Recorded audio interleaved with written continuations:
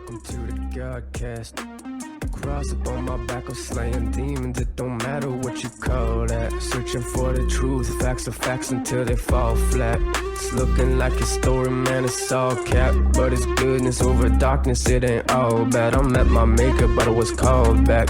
Emmanuel, show my people they're under a spell. Heaven or hell is free will. I made my choice and now it's well with my soul. I pray the same for you as well. Welcome to the GODcast. Welcome to the GODcast. Hello, everybody. On today's episode, I have on a guest who is a high school teacher. He works in social media on the side as well as dabbling in psychedelics, conspiracies, and spirituality. He is developing his own podcast called Loco Listens. Everyone welcome Jake Loco to the show. Welcome to the show, my friend. How are you? Hey, thank you very much, Immanuel. So you are not just a high school teacher, but an English high school teacher. Yes. Is that correct? Yep, I'm currently teaching. So how'd you get down that path?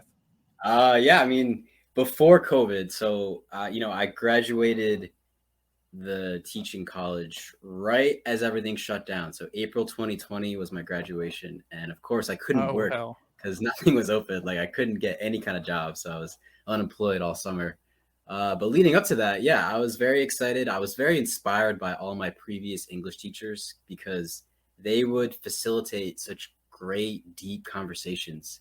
And this is through high school and college and all these great minds coming together and contributing to this collective consciousness. And that's why I love being a student. And I think most teachers will say this, that they want to give their students that same experience. And so I've been trying very, very hard, struggling at the same time, because teaching in a pandemic, I could tell you a bunch of stories about that too, but with the virtual stuff, doing virtual, doing hybrid, doing masks all day, having a vaccine mandate, all this, because I chose not to get vaccinated, I was getting tested every single week. And there was a stretch of 4 or 5 months where I was so depressed because I felt that doing this weekly test was very disempowering. And again, a lot of my friends and family might not like me saying this, but I just got to speak my truth. Like, it was very invasive. Oh yeah, I imagine. It's because you don't have a choice in the matter. I mean, it's just like, I don't want to say it's just like, but say someone's vegan and they're forced to eat chicken, like you're forcing something in someone's body that they don't want in there. And there's not an actual reason for it. There's just lies and manipulation to get the groupthink to believe that you are a danger if you don't have this. I feel for you, my friend. That must be really tough. But I'm sure that Christ will reward you for sticking it out and not. And even if you had given in, not that you wouldn't be rewarded, but sticking out that tough time, I think that is, you're going to be reaping rewards for that. That is not an easy task. Thank you. And ironically, thankfully too, I was able to apply for religious exemption. So awesome. Really, thanks to my connection to Christ, I would be in a different situation. So I'm very thankful for that opportunity. I know a lot of people were not offered that opportunity, and they were basically bullied and coerced, saying, if you don't do this, then we'll fire you and replace you with someone else. So I do feel blessed, despite this dark night of the soul that I had to go through. Thankfully, and I think this is generally in the whole country, except for places like New York, we're not wearing masks anymore. There's no more vaccine mandate. There's no more weekly testing. Things are basically normal, and that's for now. Relief. For now, For now, just like wait. It's about to hit.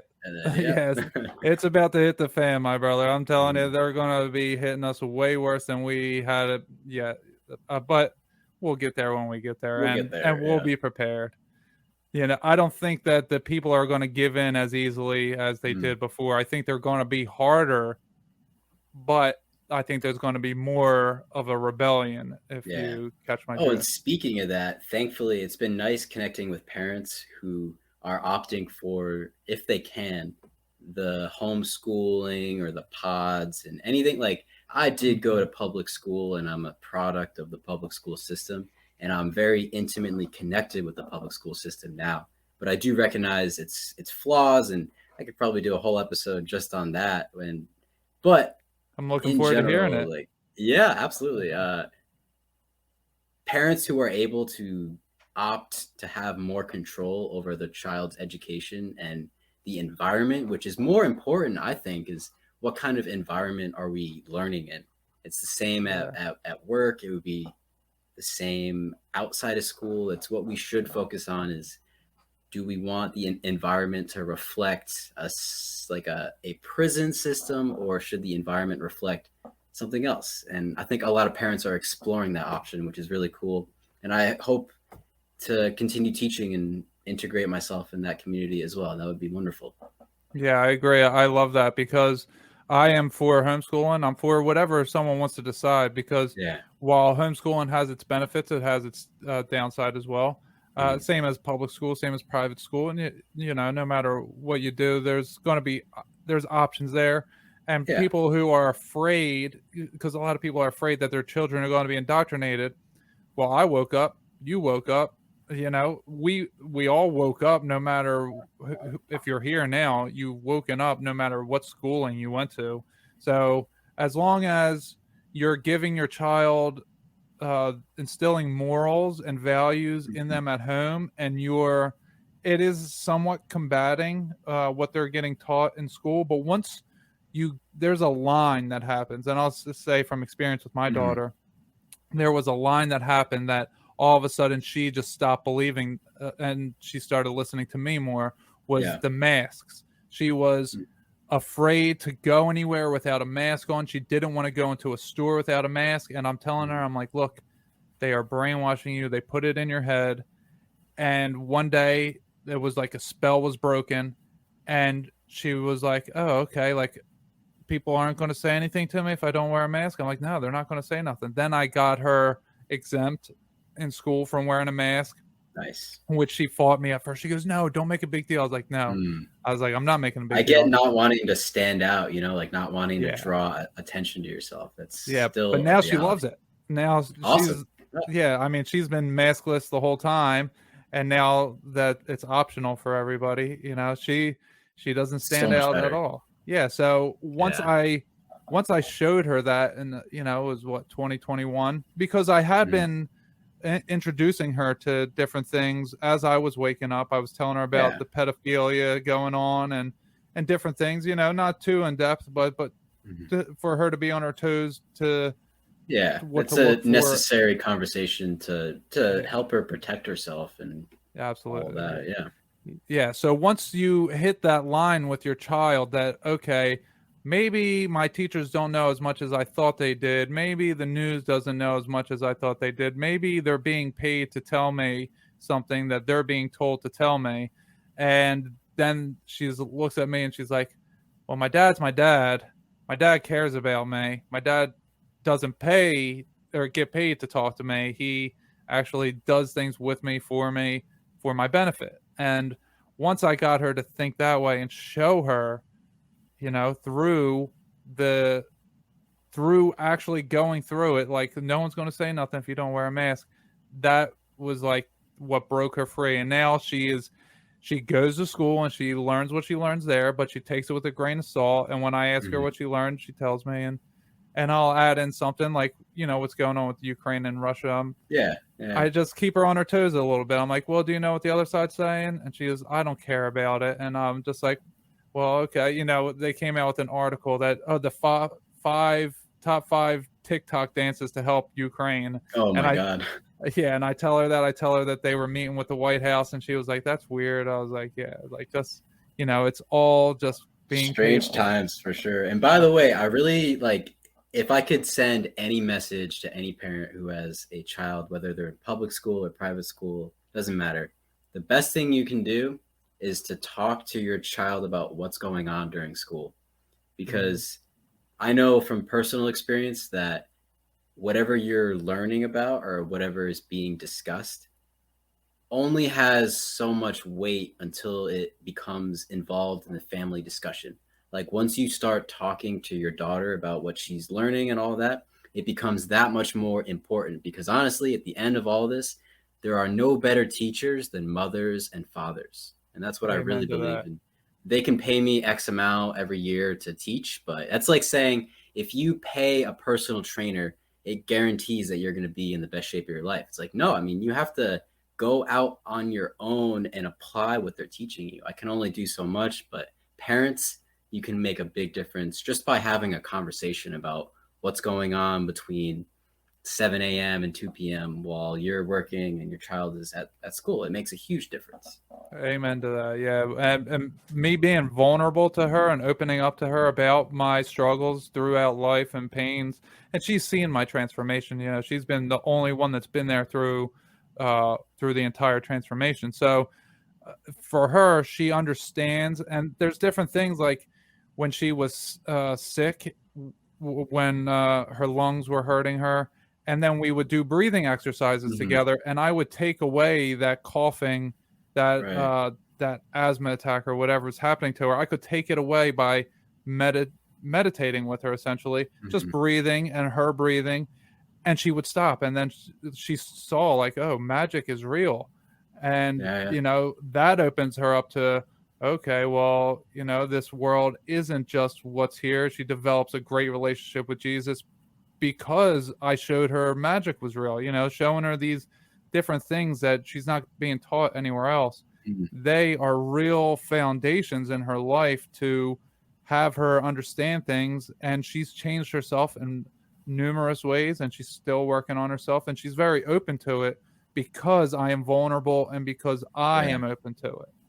It takes incredible strength to be vulnerable. I mean, I'm not personally a parent, but just in general, and I do love that you do this on your show a lot, is that you're able to open yourself up and you facilitate the same with all your guests. And funny, I'll just add this one last thing.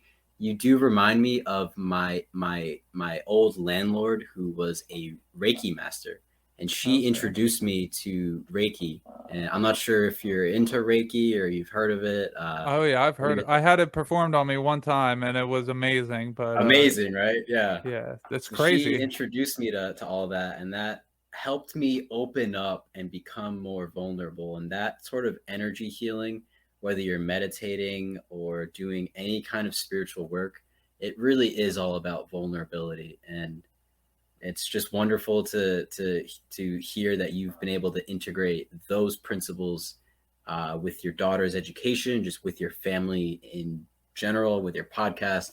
It's inspiring, man. Like, I gotta say, it's very inspiring. Yeah. Oh, well, thank you. And just, you know, I don't know how Reiki is done. I don't know if it's through spirits, and it's not something that I would go do now. But when I was waking up, I don't know that, you know, anything bad happened to me because of it. But I really felt this happening. And she was in California. I'm in Georgia.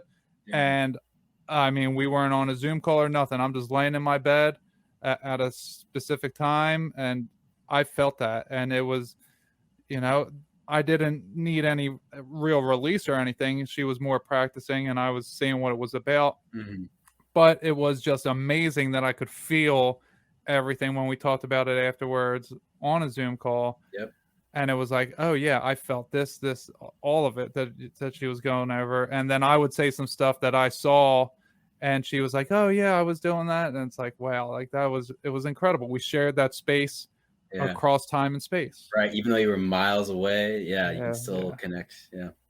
Love that. All right. So now you are an English teacher, and you wanted to come on here to talk about Dante's Inferno. Turns out you got a ton of stuff to talk about other than Dante's Inferno. But so I'm familiar with the concept. I think I might have saw the movie. I don't even know if the movie has anything to do with the book. Okay.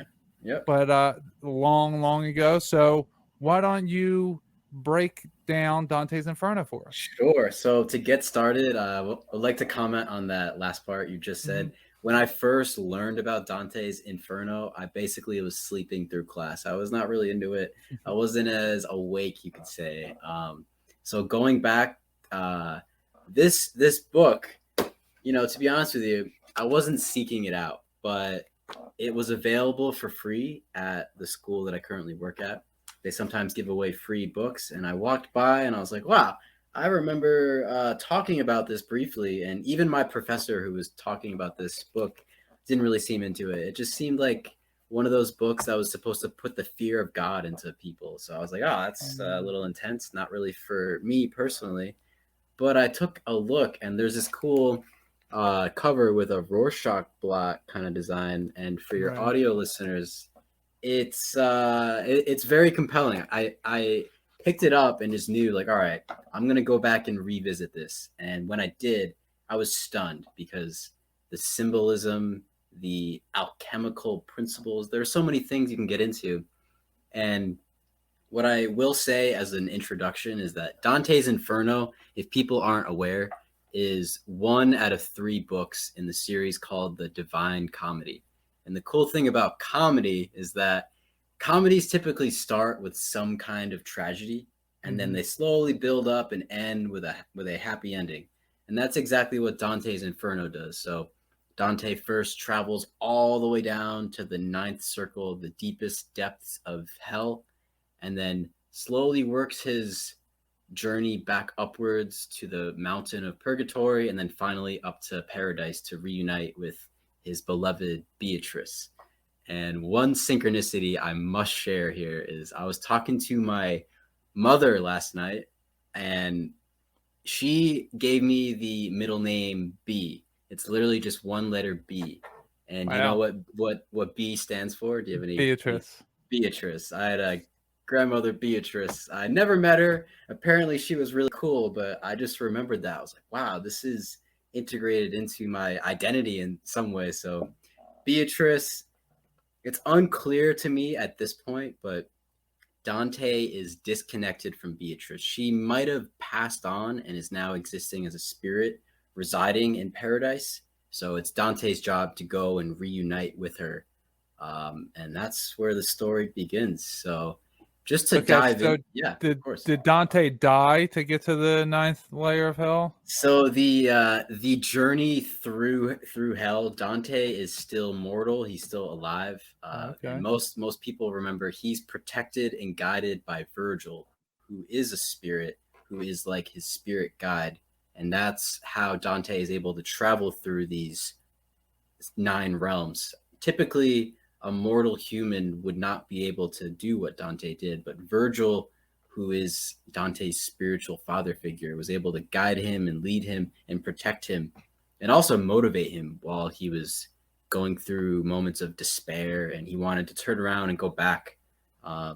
So to start the story, which the beginning of the story is also very interesting. I think we can all relate. We've all probably said at one point that we've been through hell and back, and that's the allegorical structure of Dante's Inferno. So what really happens in the beginning is Dante wakes up in this dark forest. It would be referred to as the dark forest of error, where he has strayed from the true path and he finally wakes up. It's almost like he's been on this bender for so long and he wakes up and realizes, I've been living life incorrectly. I have not been aligned with the divine plan. So he decides to move forward and to approach Beatrice. But this is a very long and arduous journey, and he's not able to go directly up to paradise. Just like any good comedy, he has to descend very, very far down.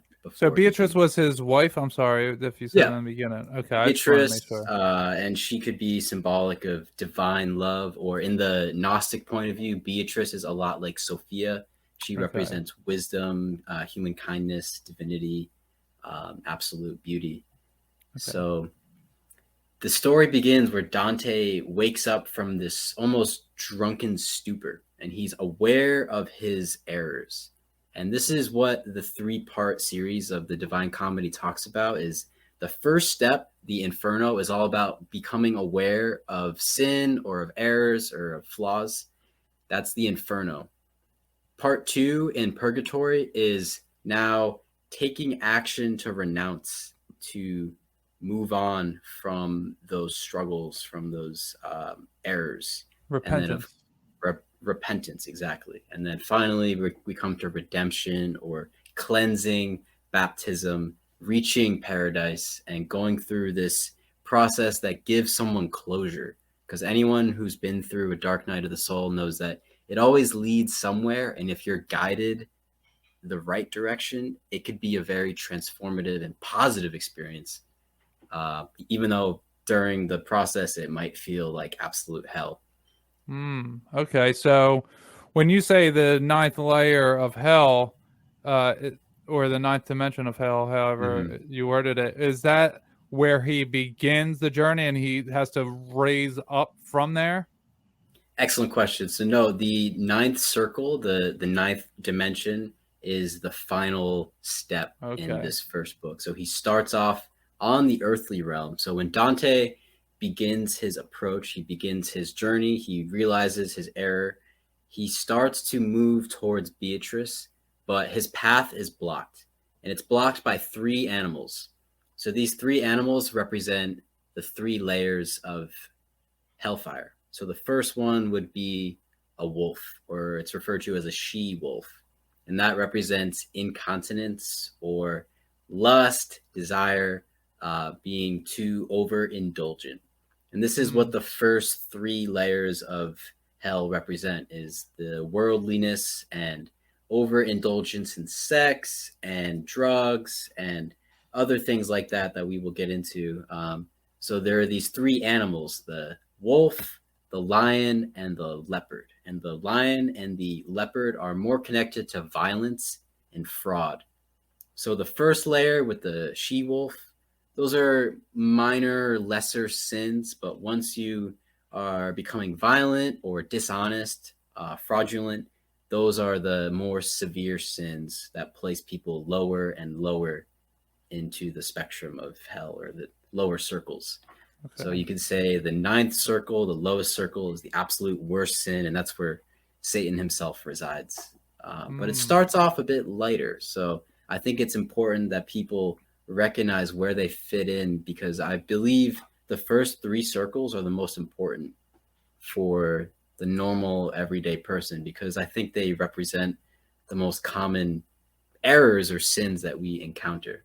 So these first 3 animals, do they each represent a ring, a certain ring of hell? Okay. So the wolf is the first part of this journey, who would focus a lot on lust, desire, consumption, and greed. It's more of these selfish desires, whereas the lion and the leopard are more about inflicting violence or betraying people.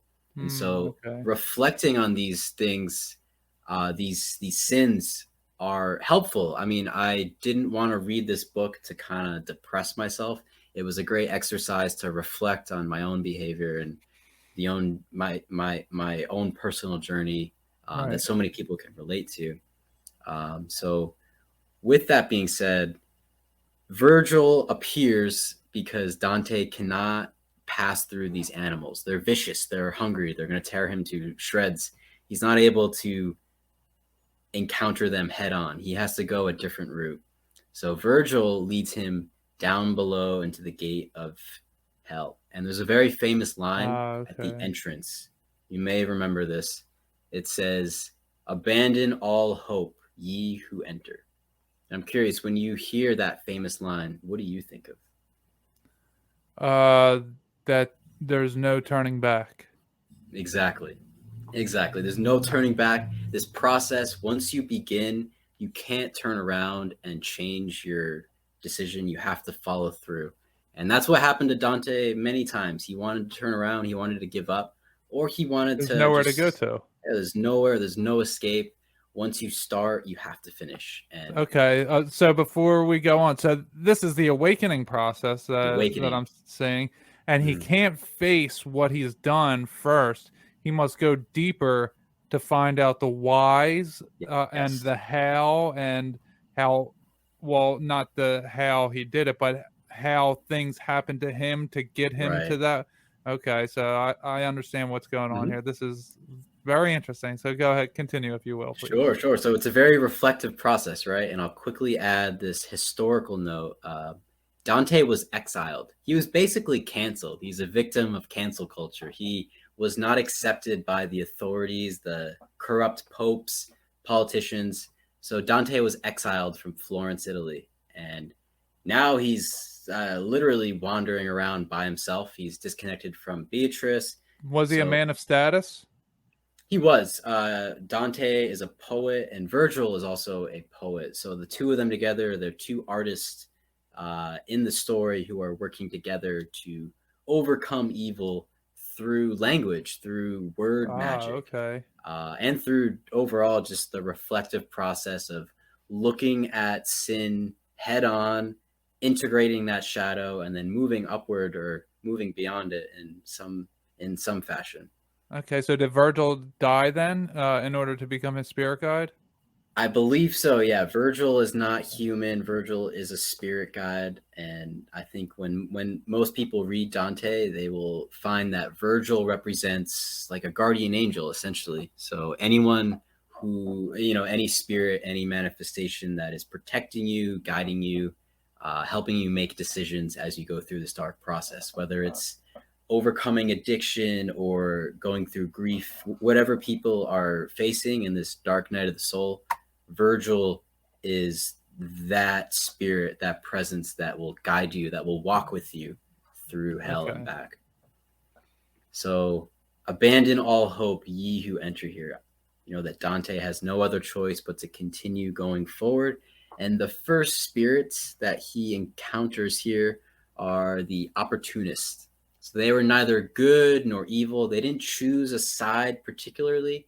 They just played on whatever side would benefit them.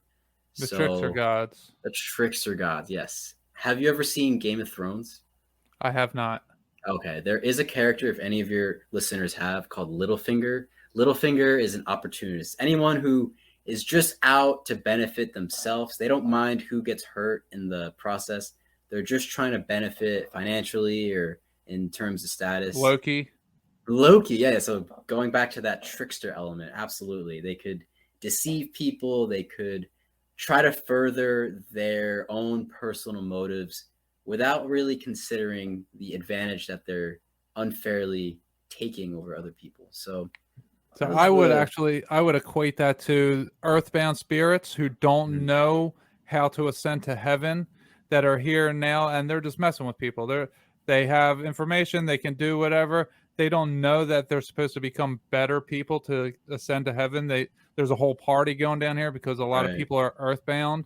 So they think, oh, we just do this. This is part of death. And when we die, we come here and we mess with people. And that's what happens. And that's not at all the truth. They are these tricksters. So that's a real life equation in my eyes and my understandings and my dealings with all of these spirits. Absolutely. And you would probably recognize this principle that when there are energy blockages, whether you're working with, like I've heard you speak about the Kundalini serpents, or whenever there's some kind of energy blockage, people get stuck. And these souls who are guilty of this type of sin aren't able to ascend. They're stuck in this circle. They're in this endless loop until they're able to redeem themselves somehow. And so moving forward, Virgil, in order to announce each stage, so now they're passing into limbo, where there's virtuous pagans. So again, and what stage is this? I'm sorry. It's okay. What number? So this would be the first circle. Circle 1 is limbo.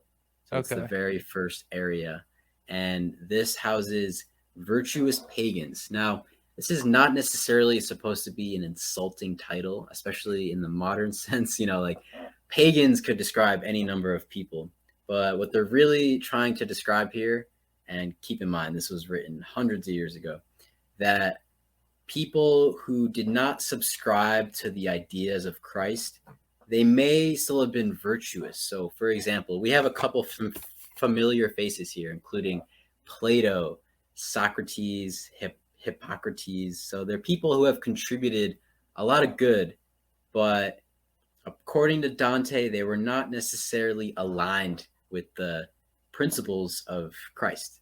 So they're this is interesting.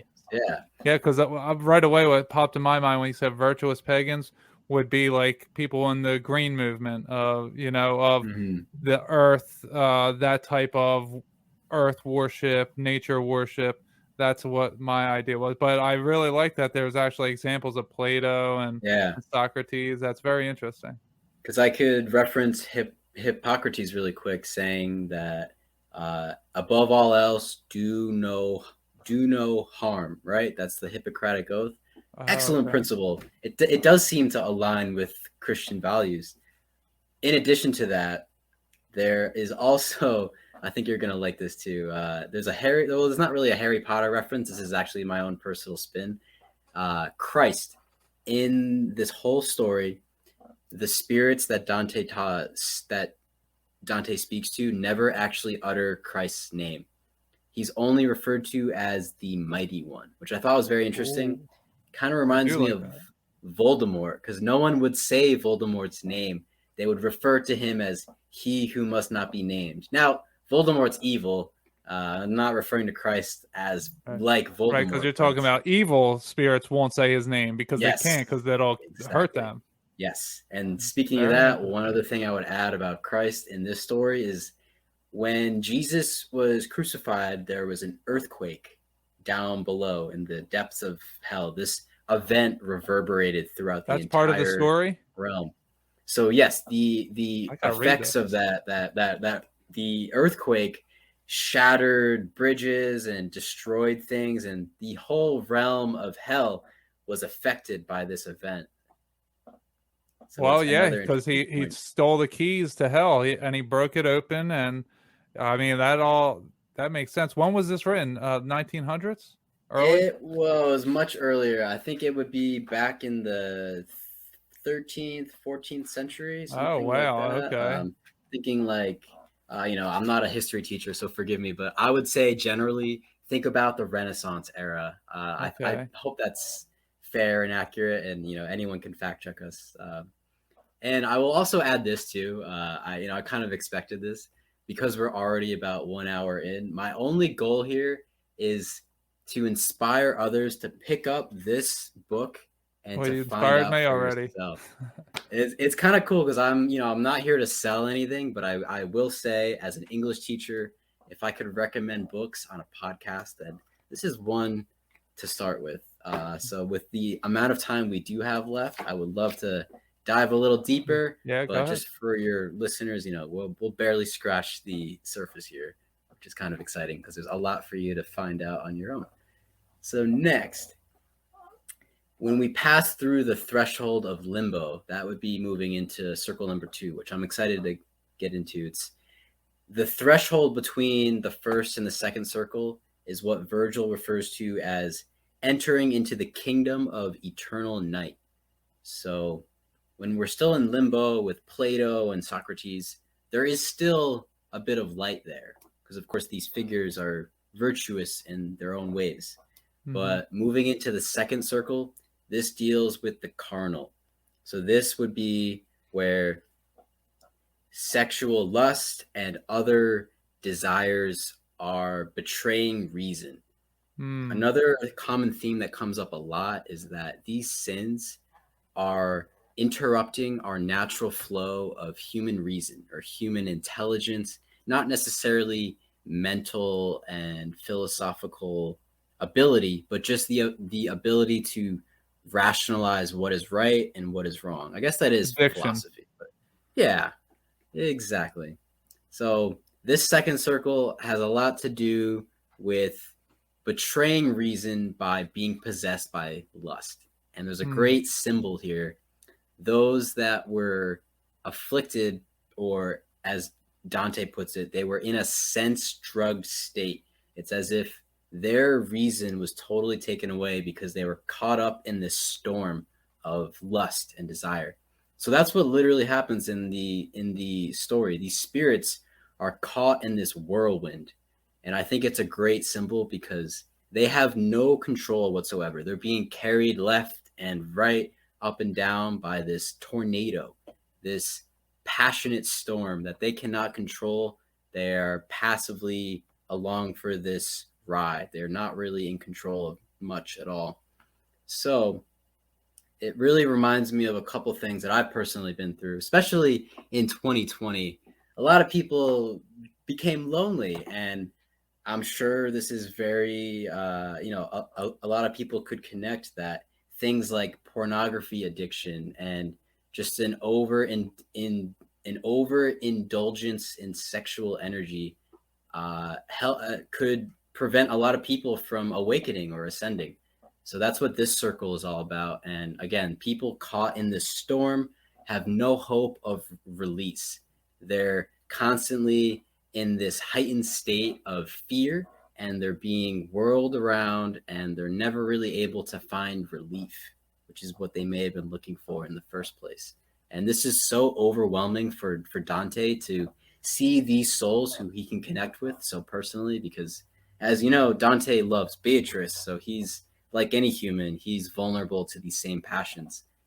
It's so overwhelming that he passes out, and this happens a couple times throughout the early stages of Dante's journey.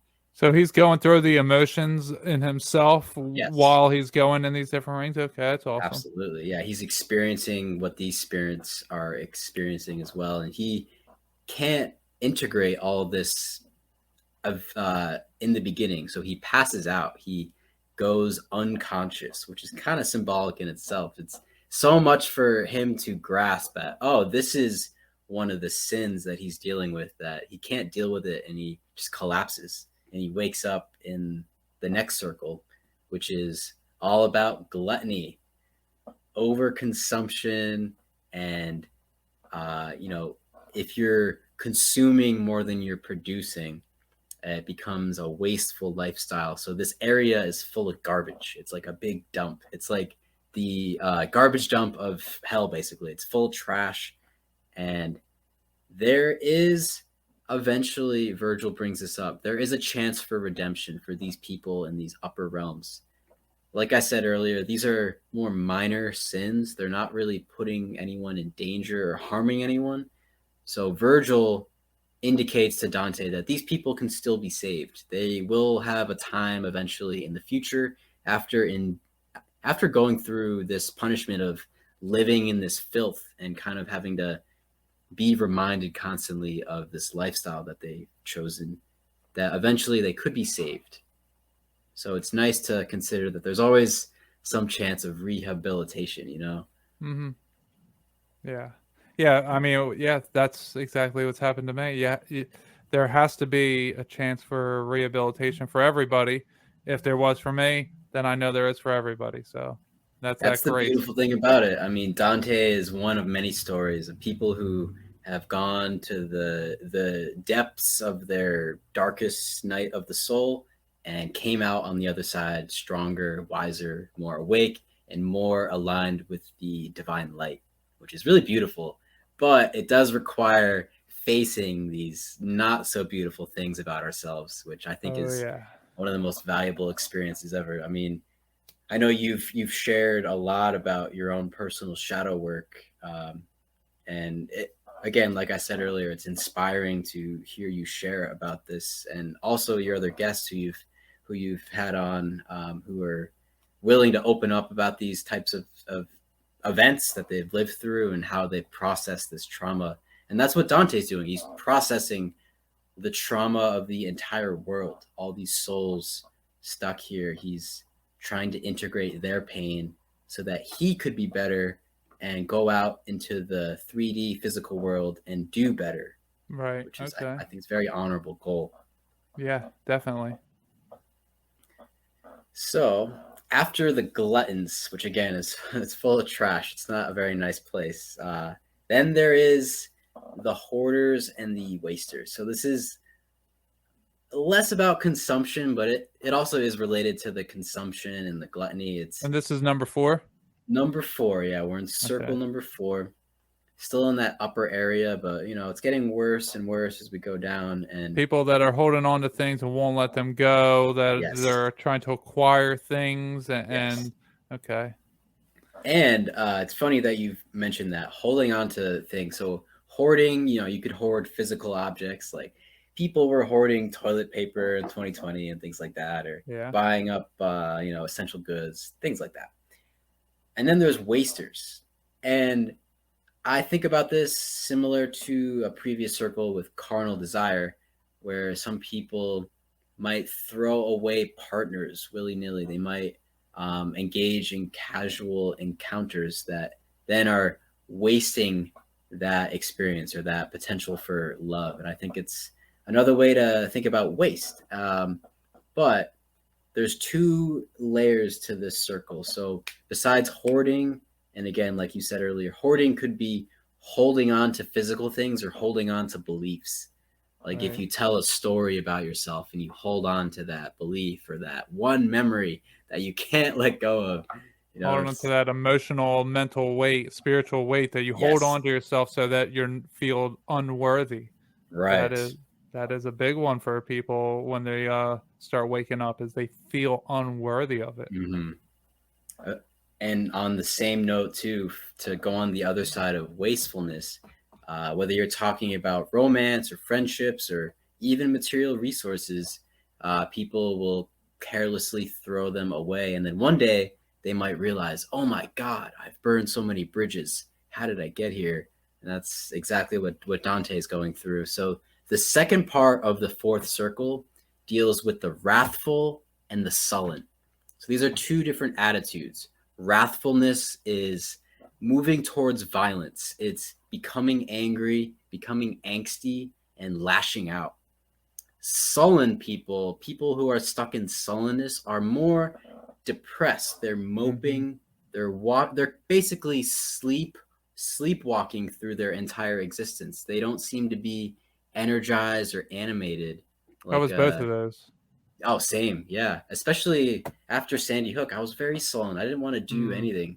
And eventually I had to pull myself out of that, but I didn't do it alone. And that's one of the main themes that I'd love to hone in on, is that whether it was Virgil or Dante's ideal perception of Beatrice and reuniting with her in the future, they definitely helped him continue to move forward. Without Virgil, Dante would have been in grave danger. In fact, he would have been stuck in hell forever. And there's a big difference. I'm sure you can relate. There's a big difference between visiting hell temporarily and being stuck there forever. And that's exactly why Virgil was there, to make sure that Dante was able to pass through and not get blocked in any particular area.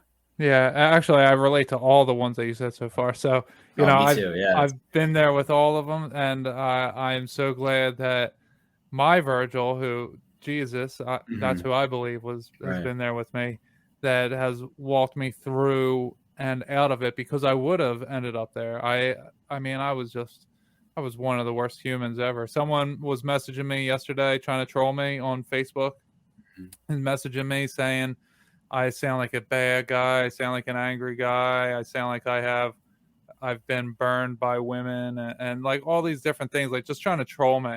And I was like, he's like, why were you like that? And I was like, it's just how it's what happened, and it's just what I had to overcome. Like, I don't know, like, what else to say. Like, that's who I was, and I put it all out there. I put it on my website for a reason. I put it on my podcast for a reason, so everyone can know the truth, that that's who I was. So who you see now, this isn't some game. This isn't a ploy for money. This isn't anything other than the truth, that to glorify God, that Jesus Christ saved my life, pulled me out of all those depths to put me where I am now, to be able to help people. And it's all for the glory of God, and for me anyway. That's how I view it. That's what drew me into GODcast, and listening to you and Mimi and Andy, and hearing this. I mean, we've spoken about vulnerability earlier, but there were two things happening there. Trolls are going to be trolls. They're just trying to get a reaction. But for you to be solid and firm in who you are, and to own those experiences, is what I find so inspiring. And it's an absolute pleasure to connect with you on these topics, because if we bare our souls and we expose our suffering willingly and show people that we're just human after all, it is, I really believe, one of the most inspiring things we can do. If our podcast will do anything, is to help people open up, and that's a wonderful goal, I think. Yeah, I love that. And when I was listening to Monty Mansfield earlier on Deplorable Janet's show on Deplorable Nation, and he was on my podcast. He's been on Josh and Jason Monday, Christian and Conspiracy.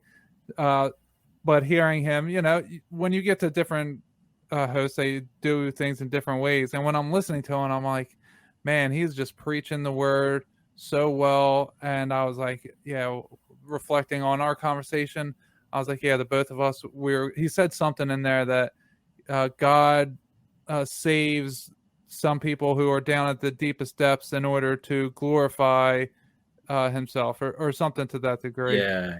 And I was like, yeah, the one thing that people have in common that evangelize Jesus is that they are so open with what happened to them that they're just bursting at the seams with Christ. Like every morning after I read the Bible and I close my eyes for 5-10 minutes, I just get like this. I don't want to call it a download, because a download is not what I get. I just get this overwhelming sense of love and information. Okay, say this, pronounce your love for me in this way. And I do it. And every time I do it, it blows me away. Reading it back, I'm like, later in the day, I'll check and I'll have someone like it or whatever. So, it's in the notifications, and then I'll read it back. Yeah. And I don't even remember exactly what I wrote earlier, because it was just bursting out of me. Right. It's my love for Christ. And the one thing that the people that talk about that talk about Jesus in a positive way have in common is that they are so open. Yes. that is what feeds them, and being open is what gives them more of that love. So they are continue to do it. And when you look at it that way, instead of, people are looking at it that someone's trying to shove Jesus in my face and all that, like, why does he feel the need to do that? Well, because I love him, because he saved me. And you really don't understand where I was. You don't know the thoughts that were running through my mind. There's the little things like being patient at a train. When you are in a rush and the train dead stops and it's the last car. This is what happened to me yesterday. It's the last car and it dead stops for 15 minutes. And I just stay patient. Yeah. And that is all testament to Jesus. It's like, I would have been losing my mind getting out of my car, like looking down the track, like, what are you doing? People don't understand your mindset. And they try judging you from an outside perspective on surface things because they're surface thinkers. And that is what happens. I love that. Yeah, but, that's just part of the gig, being a servant of Christ. Yeah. And, off of that same idea, too, are you familiar with Night by Elie Wiesel, the Holocaust survivor? I'm not, no. Okay. So we're starting to read this in my 10th grade class. We're doing world literature. We're doing a European unit. And so the first half is all about the Holocaust. So we're reading Elie Wiesel's autobiography. He was 15 years old when he was sent to Auschwitz. And in the story, he references the same idea. He actually references Job a lot and being tested. And what you've reminded me earlier is not from Elie directly, but from an interview that was connected to this autobiography, where a different Holocaust survivor is talking about, if you want to be some kind of hero, you don't have to go and fight in wars or do anything very, very huge and courageous. All you need is focus on those little things, like waiting for that train car patiently, or smiling at someone when you walk by them, not being on your phone. Those little things that builds up this collective energy, this light of Christ that we can share with everybody. And it starts with one small decision now that will reverberate out infinitely, indefinitely. And it's such a beautiful thought. I'm so happy you told that little story about the train car, because that is essentially what we all go through in different forms. It just happened to be waiting for a train car and that in that moment, and tomorrow it'll manifest as something else. Who knows? Yeah, and I love what you said, smiling at somebody, doing little acts of kindness to people, random acts of kindness. Yeah. It has this, like you said, it's an emotional snowball that it just builds in that person. You know, being kind to your children when they're not being kind to you, and you're tired, you got home from a long day of work, you're frustrated, you're quick to anger usually, and you withhold from that. Well, then you build a little character in yourself. You don't give your audience what they're expecting, and then the gears start changing in their minds, and you end up on a new timeline because of that little act of patience and kindness. Exactly. When it comes to friends and family, I think what most people forget when they have a bad day or a bad week or a bad year is that we all agreed to come here together to bear that collective burden. And we're all carrying it around, and it's heavier on some days than it is on other days, but we all agreed to come here and help each other. And I think we need to remember that we cannot bear all of this alone, that if we do open up and speak our truth, which is it's going to be the new slogan of Loco Listens Podcast. It's speak your truth and Loco will listen. And I appreciate you speaking your truth here. And I'm looking forward to having many more discussions in the same vein, the same vibe, where we can help each other carry this burden forward and upward. Amen to that. So on that note, do you want to keep on going with your breakdown of Dante's Inferno? So, we're not going to get through everything, but this little preview that we give, I hope it inspires someone to pick up this story or find a free PDF. We'll have to get you back on for a part 2. I would love it, yeah. And to be honest with you, I have not read part 2, part 3, Purgatory and Paradise. So that's a whole nother project I have to dive into. But there's so much just in book 1. Yeah, more book reports from Mr. Loco. So what we've got in the 5th circle, we'll be talking about the fallen angels. So this is interesting. So there are a couple rivers in the hell realm, and they are channels of energy. They flow from one area to the other, just like rivers in the earthly realm. And there's always a ferryman. And this first ferry that they encounter is piloted by, and I'm going to pronounce this wrong, I apologize in advance. It's Phylagus, who is the son of Mars, the son of Ares. Hopefully someone can help me pronounce that later. Phylagus. So he's, again, the son of Mars, the son of Ares. It's the god of war. And he's down there. He's the ferryman on this river. Now, what's interesting here is that Virgil has to negotiate with this ferryman, because initially he refuses. He says, I'm not going to carry a mortal human being across this river. It's not allowed. It's against our rules. And Virgil is able to negotiate with him and convince him, no, this is a part of the divine plan. Dante must pass through here. You must allow him. And it's kind of cool to think about that symbolically. Virgil is the spirit guide. Virgil, when Dante encounters darkness and demons, Virgil steps in and negotiates. Virgil is never violent, not attacking these demons. He's negotiating, he's persuading them. He's using his language as a poet to help Dante pass through without being harmed. And there's this really cool scene once he's able to convince this ferryman to let Dante on. Virgil steps aboard this little boat, and Dante steps aboard, and Dante is the only one in this hell realm who has physical mass. So the boat actually sinks a little bit, whereas before when Virgil stepped on, there was no weight.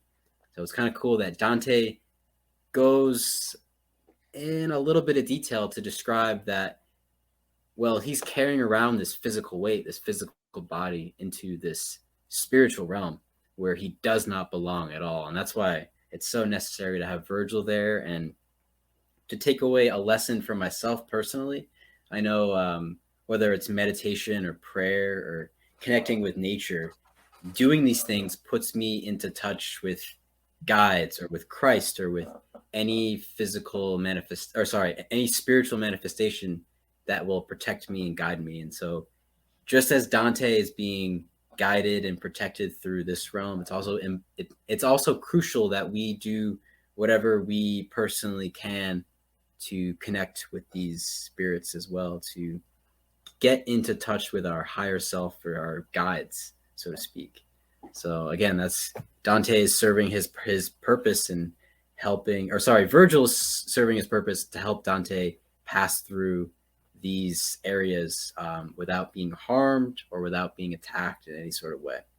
So this next area that they travel to is all about the Rebellious Angels. And this is one moment. Okay, so the fallen angels were number 5. Now the Rebellious Angels are a step further, number 6. Yes. So the Rebellious Angels, they are actively and consciously defying God. You know, they're openly in rebellion against him. And this is one of the first crisis moments. So do you remember when Dante lost consciousness earlier? He passed out. Mm-hmm. This is the second time where he's going through a moment of despair. He doesn't pass out. He doesn't lose consciousness here, but he becomes absolutely hopeless and he wants to turn around. So essentially, and if you're into tarot cards, there's an interesting connection here. They reach this tower. It's the Tower of Dis, D-I-S, Dis. This is considered the capital of all of hell. It's like the central area, literally. And this area is guarded by these rebellious angels who are very powerful. And even Virgil, who has helped Dante up until this point overcome all obstacles. This is the first formidable enemy that Virgil has to fight, or not fight with violence, but it's a very challenging obstacle to overcome. These angels, these fallen angels, and these rebellious angels are more powerful than Virgil. They hold more power in this realm. So that's why Dante loses hope. He wants to turn around, and he literally tells Virgil, like, all right, I've had enough. Let's go back. This is not going to work out. And again, Virgil is calling on a higher power. So there's Virgil, who is, you could say, a lesser spirit, just a spirit guide. Virgil has to actually call on a higher messenger to come down and interfere and intervene. So they're trying to get through, and the rebellious angels won't let them through. Right, and not even Virgil can help them pass. So they're kind of stuck, and it was only through divine intervention that they're able to pass through.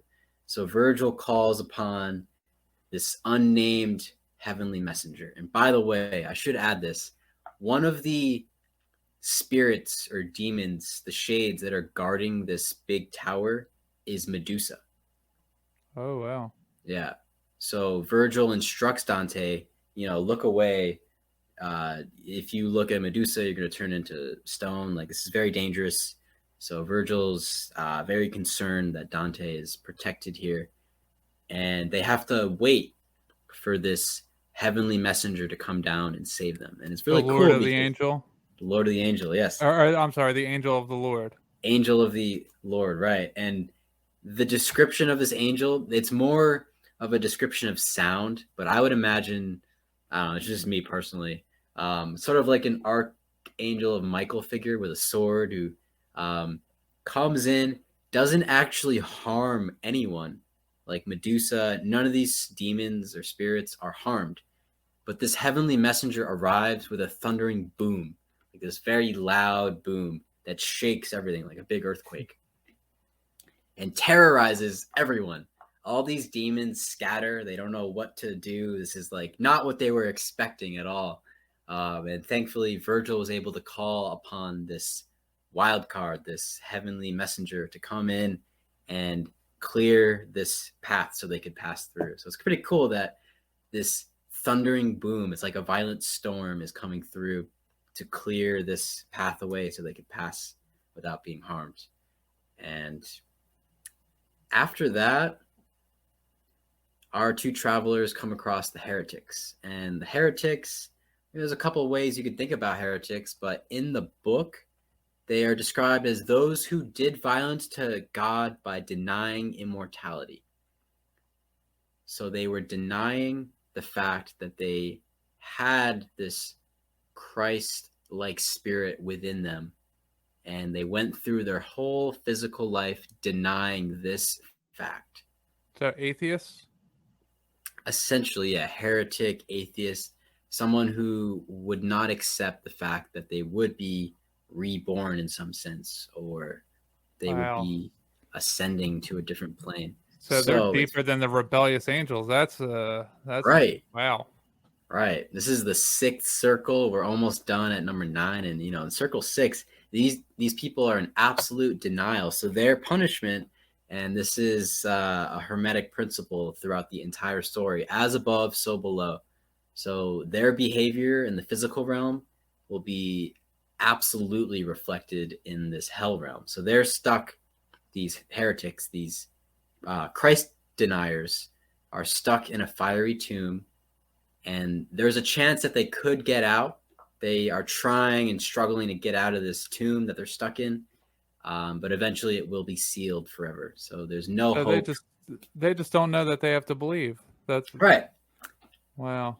And it's interesting too, because their sin is, they may not necessarily be hurting other people. They might be, if they're heretics and they're denying this immortality of the soul, then they're denying themselves. Yes, they're it's more of a self-denial. Exactly. Wow, that's what this top layer of hell, like why I find it so interesting, is because they're not necessarily doing violence to other people, but yeah, they're harming themselves. And oftentimes if you harm yourself, you do harm people around you. If you don't take care of yourself, if you don't nurture these spiritual truths that live within us, then it could do a lot of damage around us, Yeah, amen to that. Yeah.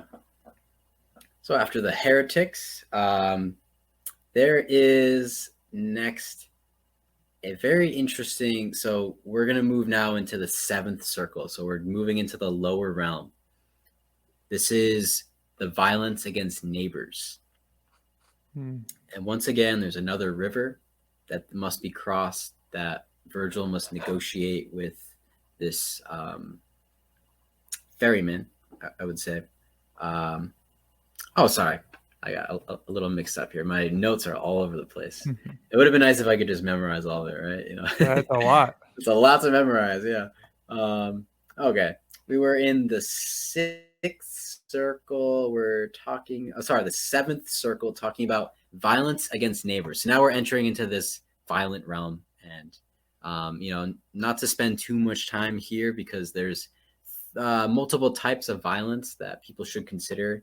Violence against neighbors, violence against self, which we just spoke about, which relates a lot to suicide as well. And there's a location called the Wood of Suicides, where souls are trapped in these thorny trees. And it's a great way to describe, well, if you deny yourself that divine ascension that is available to everyone, and you end life, then you will be stuck in a tree, which is a great representation of being too grounded. It's a thorny tree. It's not a nice place to be stuck. And additionally, there are harpies that are, for lack of a better term, they're torturing these souls that are stuck in these trees.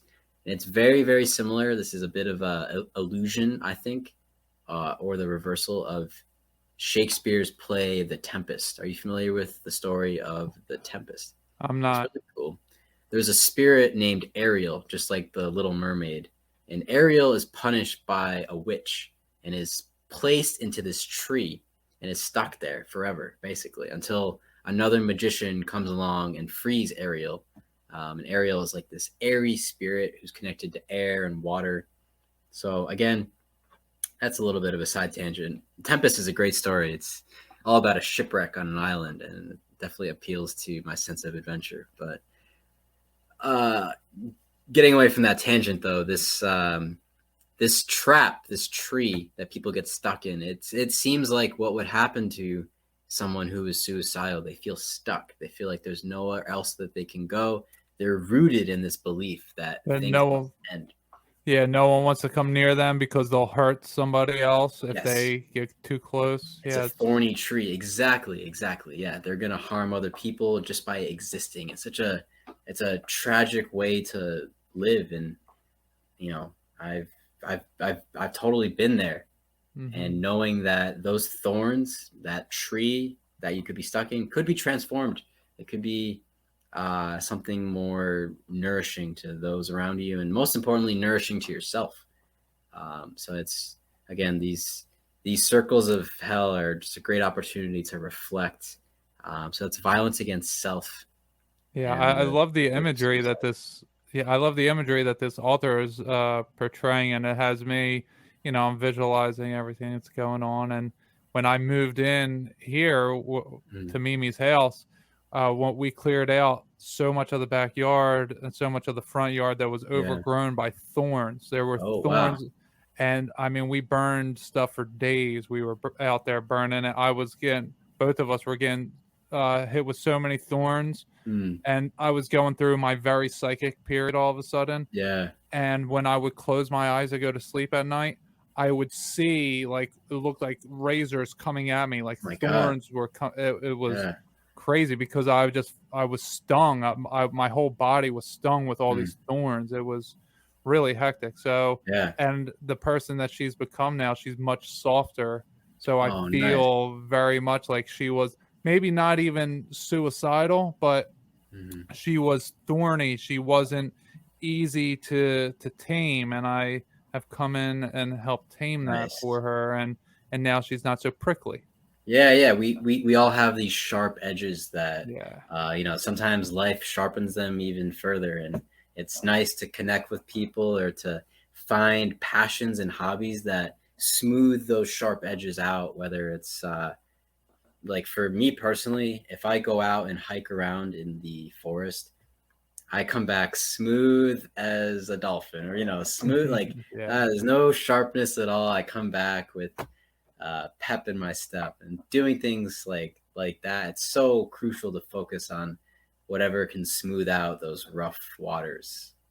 Yeah, and I love Mimi, and she's with our grandson right now. She's in the other room. We don't want to bring him on. He was being fussy before the show, so we don't want to bring him on. And she's been holding him every moment for 2 days now. Nice, very grateful. Yeah, but she'll be here to meet you soon enough.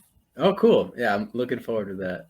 You two are a great couple. It's really like I was saying earlier, the dynamic that you bring to this podcast and allowing people to open up is why I keep on coming back. I really love what you guys have been doing. And like I told you before we started recording, I've been listening for about a year. So it's exciting to think that it's been, this year of absorbing all these messages and processing these other stories that have come in. I have definitely changed a lot for the better. So I thank you for that. Oh, well, thank you for that compliment. It's the highest honor that I could have is that my words, my story could help change somebody. So 100%. Thank you for that. Absolutely. All right. So we got 2 realms here left, right? We're in the 7th circle. So really quickly, there's last. Take your time. This is great. Oh, thank you. It's a relief because so the 7th circle, the last part is all about violence against God, nature, and art. There's a couple different themes happening here, but the environment is really interesting. These people who are inflicting violence against God, against nature, and against art are stuck in a great plain of burning sand. So it's not necessarily like they're stuck in fire, but there's this earthly material that is so heated up that it's burning their feet, and it's not a nice environment. In fact, it's described later in the footnotes as being sterile. It's a sterile land, just like a desert, it's not the place where you want to stay, but it's this area of wandering. And what I think about this, it seems like those who commit violence or who are violent against nature or God are stuck or will become stuck in this realm that nothing can really grow there. Nothing can take root in that kind of mindset. Or if someone has like, metaphorically a poisoned heart and they are carrying around this darkness, nothing can grow out of that until it's processed and integrated. That shadow will prevent any form of fertility. No plants can grow there. Animals can't survive there. It's an absolute desert. So what's happening here, and it's very interesting because Dante is evolving through this process. We know that when we go through this dark night of the soul, we evolve as a result. So Dante, you can see him changing throughout this whole process. Before, when he's passing out or giving up and losing hope, we see him getting stronger and stronger. And I think the reason why is because those upper layers are easier for Dante to relate to. They're more common experiences, whereas the majority of people aren't violent. I mean, I guess it's an optimistic way to look at humanity, but like most people aren't hurting other people.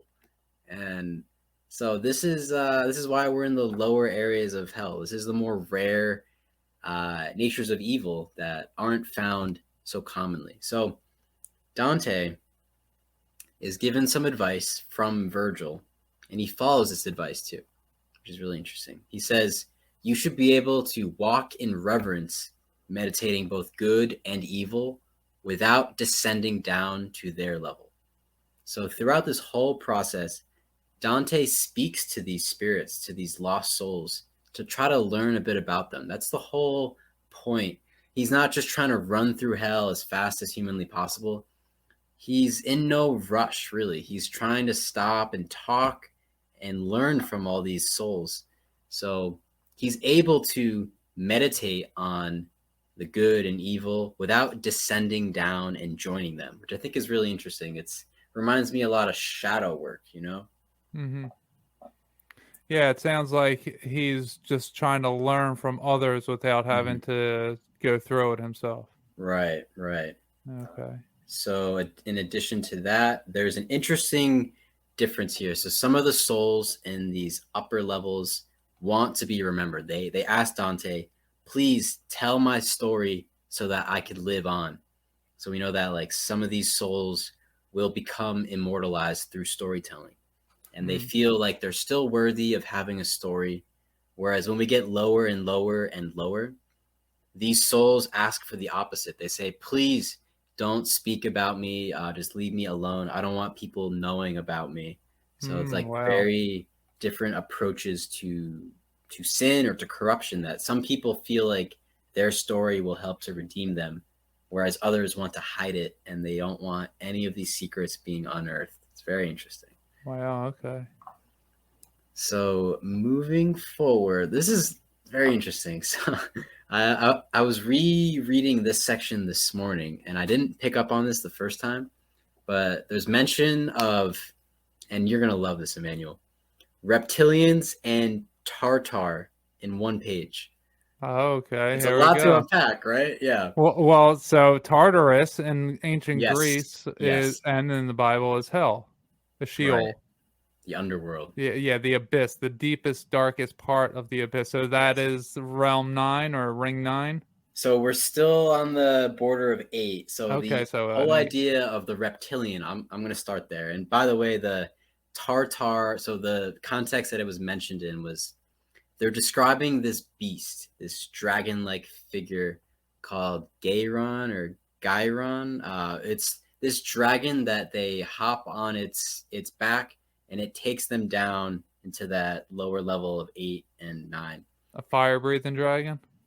We didn't see any fire, but I would assume I'll add that in myself. That's a fire-breathing dragon. We could have a little creative freedom there. You know, it was a fire-breathing dragon. I mean, it's in hell, so it's got to have some kind of fire element. Well, so. You know what's interesting? The real quick side tangent is that I was just this whole dinosaurs didn't exist thing, but they were probably dragons. You know, I'm big into that they were dragons. And I saw the other day that someone said, oh, we've only found the heads of these dragons because the head and the throat, because they were fire-breathing dragons. So when the destruction happened, everything else burned up, but their head and their throat were made for that, so that it stayed. And that's all you find with T-Rexes is you find the head and you find the tail. You don't find anything else. Well, I think maybe the little claw, but right. It's those, particularly the throat and the head were like indestructible, or they didn't weather over time. It's really interesting. Yeah, like for fire, they wouldn't burn up because they were designed for it. Wow. I don't know that to be true, but it's just very interesting. All in the realm of possibility, especially when you consider all of the Eastern stories and legends about dragons. I mean, there's got to be some kind of truth there. Oh yeah. I'm doing a lot of different stuff on it. It's definitely true. Awesome. Yeah. Dragon energy is wonderful. I'd love to get into that archetype a little further some other time. But I do know, just in this context, this reptilian beast is their transport. That's how they get from level 7 to level 8.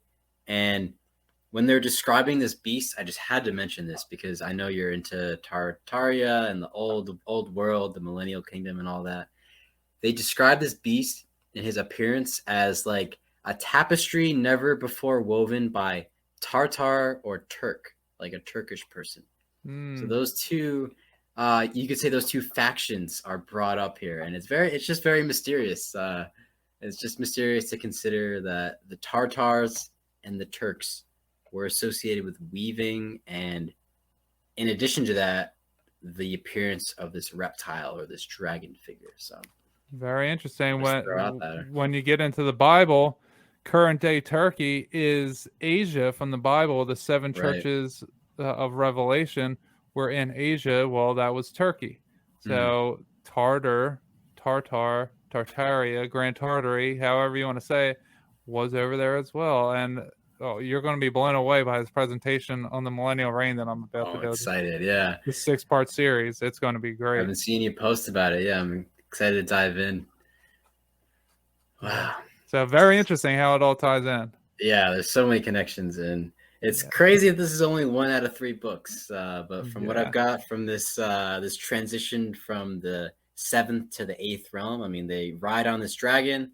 They are able to fly down to these lower levels and reach the final stage. So when we get to Circle 8, we have a couple different characters. This is all about fraud. Those who are malicious. They're panderers, seducers, and flatterers. Again, I can relate. Not flat earthers, right? You flatterers. No, flatterers. Yeah, flattery. Yes.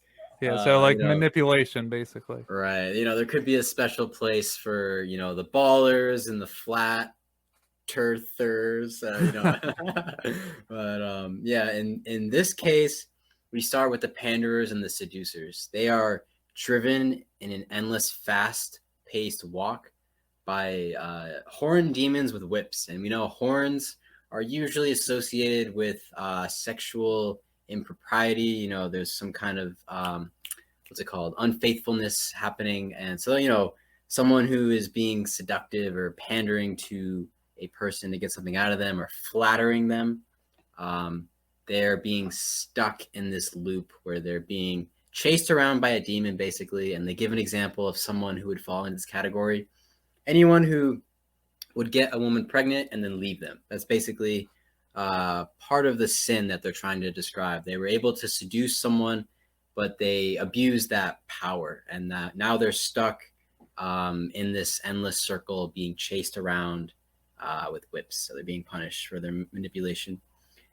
And in addition to that, like I brought up earlier, now these are the same people who don't want their story being told. So when Dante talks to them, they're asking him, please don't mention me. Don't talk about me. I don't want my story to get out there. I would rather you, leave this between you and I, Dante. And so, it's very interesting. The souls in the upper realm want their story to be told. They want to be immortalized through story, but these other souls just want to be forgotten, basically, which is very tragic. But if they go through something like that, then who can blame them? Yeah, very, very challenging. Yeah, All right, so moving along, if you will. Almost there. All right. So I'm gonna skip over a couple because the eighth circle has so many different characters. Oh yeah, But I I imagine. will. Yeah, I mean, it's very. I should note the ending is anticlimactic because basically.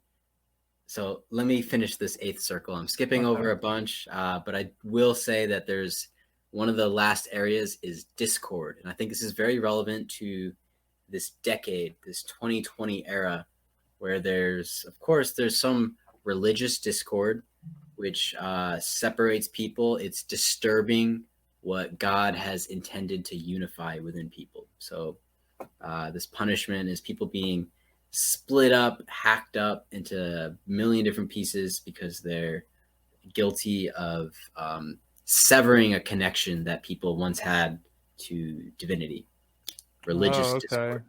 So like separation by their own beliefs? Right. So like their physical body is being separated, just like how they separated people from their faith. Or I could think of an example. When people were no longer allowed to go to church or synagogue or mosques, like they were prevented from gaining access to their faith. And I know it's a political dispute, which is the second part, political discord.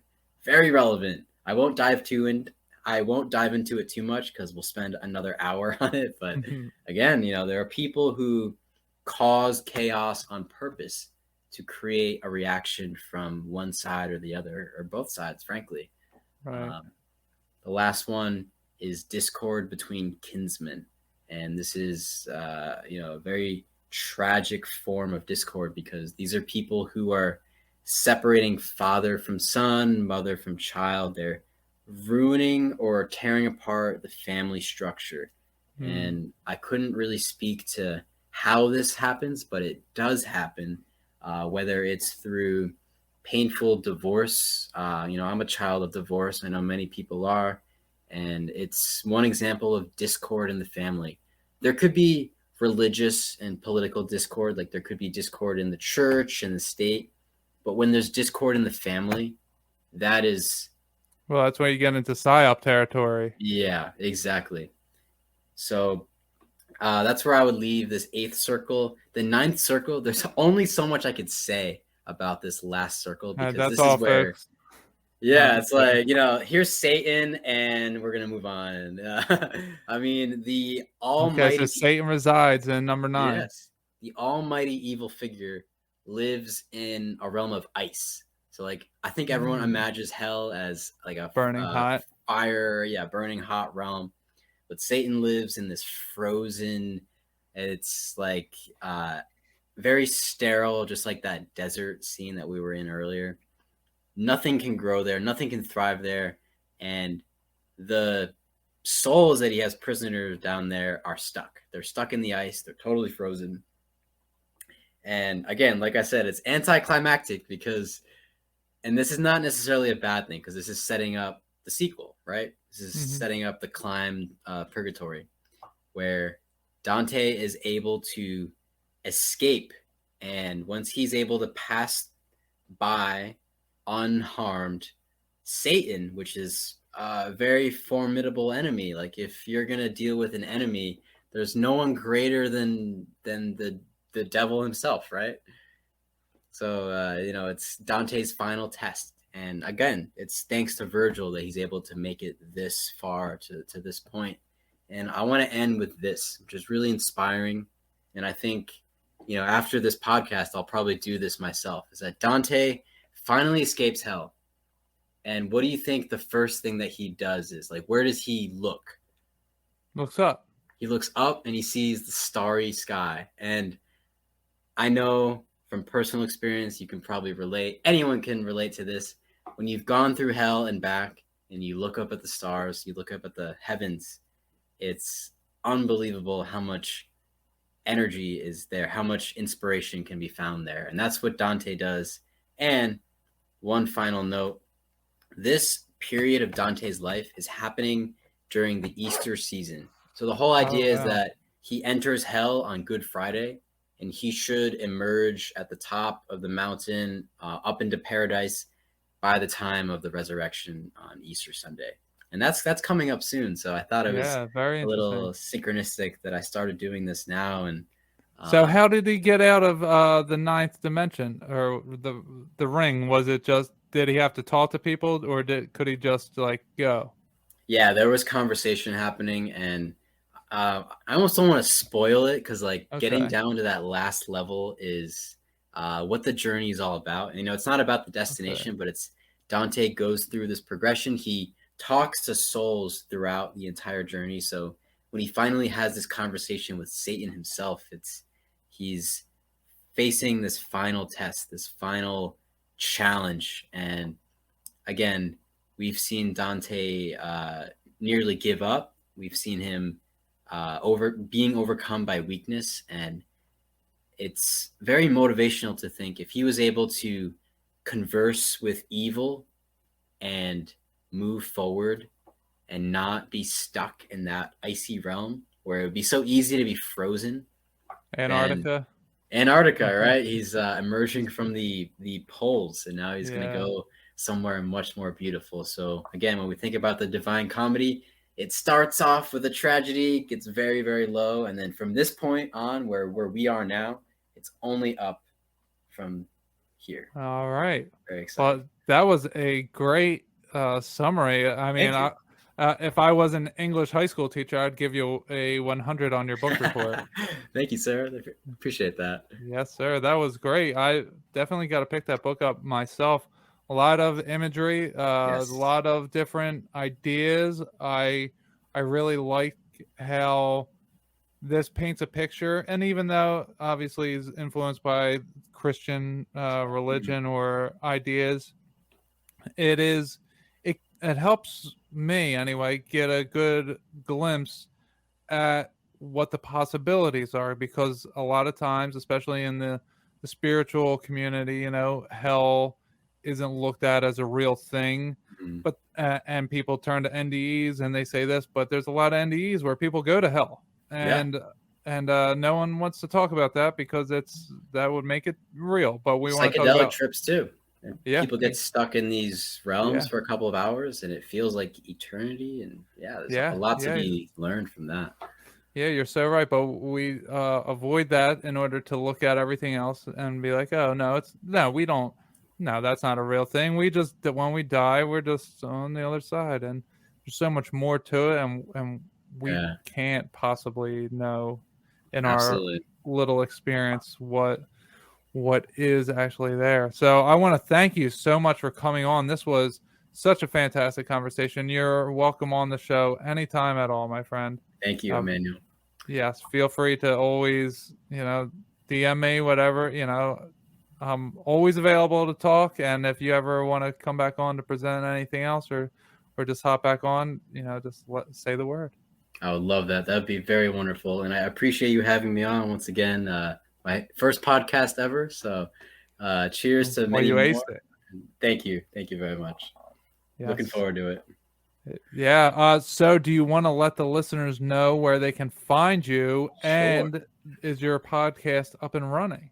Funny story. So right before we hopped on this stream, I set up officially my Spotify and my Apple Podcast. So if you go on there and type in Loco Listens Podcast, you can find me there.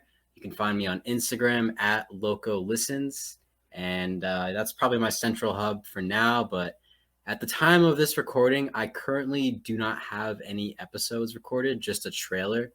But in the near future, particularly this coming 2 weeks, I will be publishing my first couple episodes. So I'm very excited and honored to have this ability to share this platform with you. And it's been great talking to you. I could summarize this whole book, but it's really this discussion that we've had about ourselves and about these universal principles that I've enjoyed the most. So I appreciate you joining me here. It's been very nice.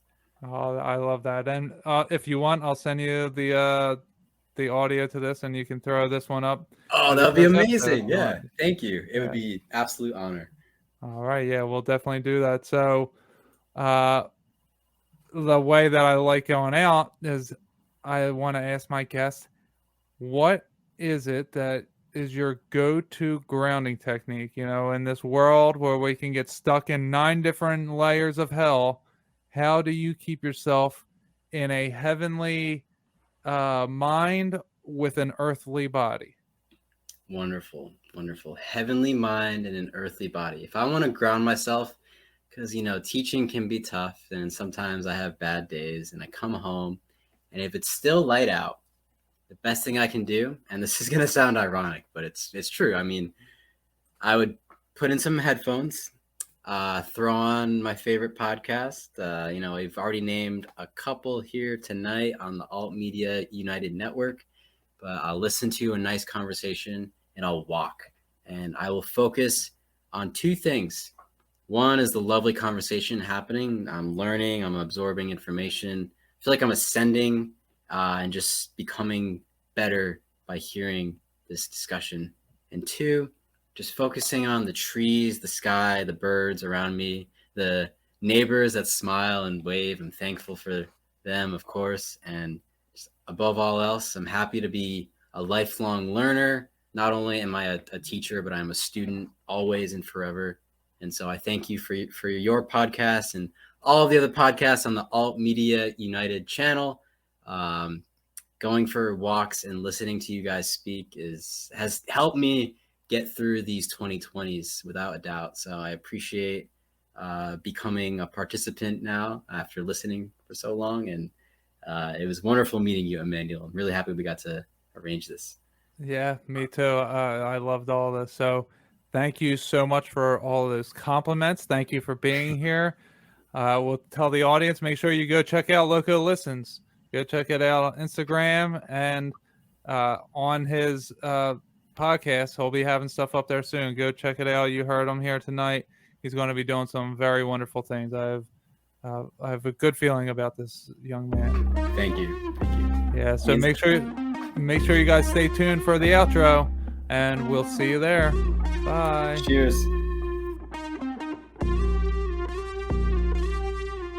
All right, welcome to the outro, everybody. So again, I want to thank you all for being here and for staying and listening to me mumble on as we are approaching 2 hours already. So I'm going to keep this one short, especially that I'm by myself. But I do want to thank you all for being here. And if you haven't gotten a chance to, please like, comment, share, subscribe, rate, and review, whatever it is you could do to help support the show. It would help us grow, and I would greatly, greatly appreciate that. You can also go to patreon.com/goodnessOverdarkness if you want to become a Patreon member. And I am so thankful to all of my Patreon members. At this current recording, we have 14 out of 15. I'm looking for one more Patreon member to then do the free giveaway. So maybe that'll happen sooner than later. I've had 14. I've only had the Patreon for like a month now. So I'm very pleased with how everything is going over there. We got a bunch of stuff. I've actually taken the human race videos are only available for that series. They are only available on Patreon, the video portion. You can still hear the audio wherever you listen to your podcast from, but the video you can only see over there. The Q&A you can only see over there. The Bible study you can only see over there. So there's different things, and also examining the evidence, that show that Gnomad and I have started. It'll be over there for a month before it hits or maybe it'll be 2 weeks, but something like that, until it hits the mainstreams. So, that's just some access that the Patreon members get, a little bit of preferential treatment, if you will, with that. So make sure, again, if you like this episode, and I'm sure you did because it was a great episode, go check out Loco Listens on Instagram and check out his podcast. Even though you may be hearing this and there's nothing up there yet, there's going to be stuff up there soon. So just keep an eye out on his podcast and what he's going to be doing. So again, if you want to be part of the Bible study, just send me that email and I will send it to you. Subject Bible study. And now I want to get into the analysis of the show just a bit here. Only spend a few minutes, but this was a great breakdown. I watched Dante's Inferno. I think it was a movie that I saw in 1997 or something. I don't know, something way back when. But it was always something that I remembered hearing about anyway. The name Dante's Inferno. It's a familiar name, so I feel like it was something that I've seen, but it was when I was a kid. So I didn't really have a concept of it, and especially not in the way that I do now with my awakening and understandings of everything. So, I mean, I got to go read this book. There's just so much to it. The imagery I'm seeing as he's describing everything, like I see the outer ring. When he's talking about the first one, I see the outer ring, and then he talks about the second one. Then I see, so when I say a ring, it's actually like a full circle, solid circle going around, and then it drops down, and the first ring stays up, and then the middle drops down, and then the second ring, the middle drops down, and each time we go to a new level, that's what I saw. So then by the end, it was like, I don't really want to say a slinky, but something like that. But there were 9 just different realms, or 9 different rings that were going around until you got to the center one, and Satan being in the center. Very interesting stuff.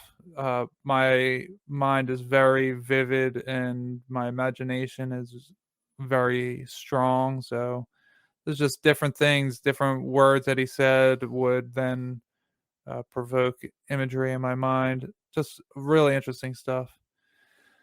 So I think he did a great job breaking it down. I think that it is a great book for someone to read if they are going through a spiritual awakening, to really get a grasp on what you're going through. And I mean, I relate to all 9 of those things.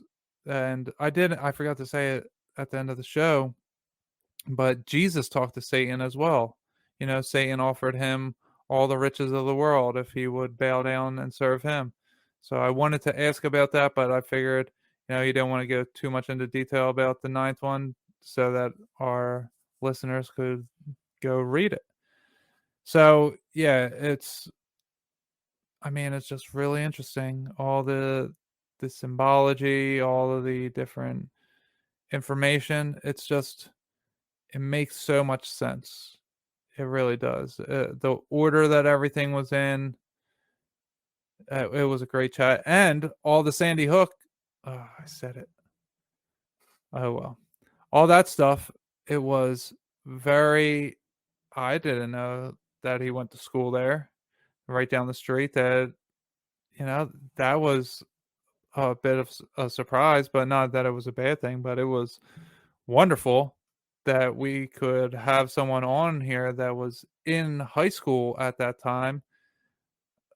So I could ask him some of those questions, because I'm sure that some of my listeners have had their questions about that. And I think that we did a good job covering what we covered. And I do want to be careful, I guess, with the algorithms, but we didn't say anything bad about it.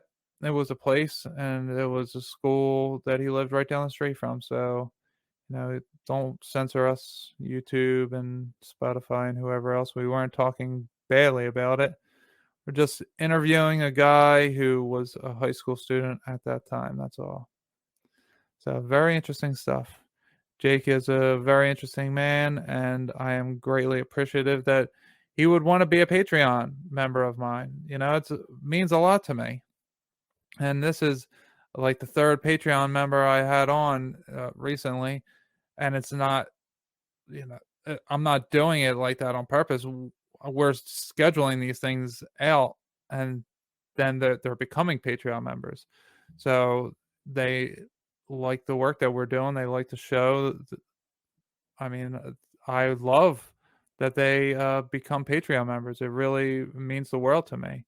And I don't say that. I'm not someone who says stuff for, brownie points or anything like that. If I say it, it's because I mean it. I'm not going to waste my time saying it. And I know that maybe I have an on-air persona that people might see as a persona, but this is just how I am. And if you were in my daily life, and you would know that I don't waste my time saying things, that I say things for a reason. And if I say that I appreciate it and it means the world to me, it's really because it does. That's why I take my time out to speak with people all the time, because it means a lot to me to be able to do that. That's really all I want to do is help. So I'm glad that I am able to help people, and I'm glad that they enjoy it enough to want to financially support the show, because a lot of stuff, a lot of money goes into the show, a lot of work, energy. I worked a 12-hour day today and come home to do this 2+ hour podcast. And I'll work another 10-hour day tomorrow, and I'll come home and edit it and put it out so that it's out on Thursday. That's just how I roll. I just want to, if I have the opportunity to do it, I'm going to do it. So, I love getting this stuff out there. I don't see a reason for me to sit on the material to only do one episode a week. If I'm only interviewing one person a week, then I would do that, or whatever. But if I'm doing the interviews, I want to get them out separated by a few days, but nothing more than that. I used to sit on it, and I didn't even do it that long, but I used to sit on the episodes, and I had like 8 ready to go, and I was like, why am I just sitting on these when, it's much more beneficial to the world if I just put it out there. So that's what I've been doing, and I don't judge anyone for any way they do it. Hats off to them for doing it the way they do it. I just do it the way that I do it. That's all. So if I have the chance, like I said, even if it takes an hour or whatever to get everything going, to get the editing done, to get it up in time, it's only an hour. I can afford to spend an hour doing that so that the masses can have it. All right, well, I think that's going to do it. I bet you're all tired of hearing me talk for today, but we don't have anything new. And I will just close out with this prayer. And so, dear God, we want to thank you for blessing us with life on this beautiful day. We want to thank you for allowing us to connect, to build a relationship, to get to know one another, and to bring us all here together at this moment and be rejoicing in you and giving praise to you for all that you do and have done and will continue to do for all of us. We want to ask that you please guide us and protect us, and to burn out any of the impurities that may exist within us, that you free us from our sinful nature so that we do not end up in Dante's Inferno, so that we may make it out of hell through our own awakenings while we're still mortal, so that we may end up in heaven and paradise when we pass on from this life to the next and we eternally just change realms. So may you please guide us, protect us, and heal us so that we can get there as unscathed as possible. In Jesus Christ's name we pray. Amen. All right, everyone. We will see you on the next one. Bye.